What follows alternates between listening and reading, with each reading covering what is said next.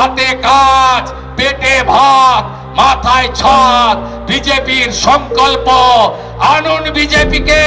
প্রতি বছর এসএসসি, জেলাতেই প্রাইমারি, মেধা অনুযায়ী চাকরি, ওই মারে চাকরি, মেধা অনুযায়ী চাকরি আমরাই দেব।